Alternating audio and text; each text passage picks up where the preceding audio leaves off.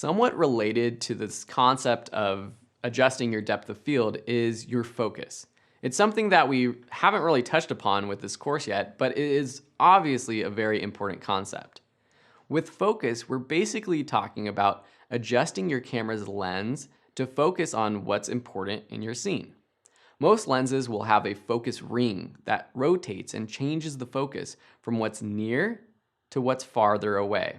And most cameras or lenses will have an option for manual and autofocus.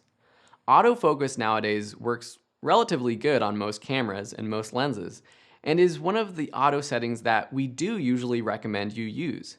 Especially when you're out traveling, doing event photography, or even just snapping photos of your kids, autofocus will help take sharper photos more quickly than doing it manually for most beginners.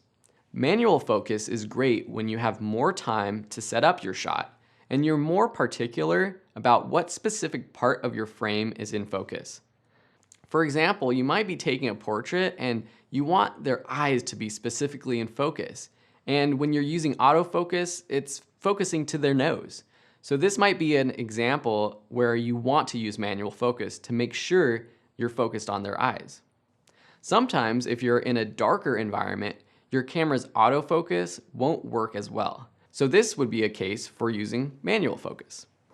Right now I'm in autofocus, and so you'll see that if I actually manually move my lens out of focus and then I press the shutter release button, the focus actually automatically changes. And now it takes a perfectly sharp photo of our subject. I can also change the manual focus, which will be a switch on most lenses, going from AF to MF. So now I can manually adjust the focus and rotate the focus ring from left to right, and that's adjusting from in to out of focus. And you gotta be very precise with this.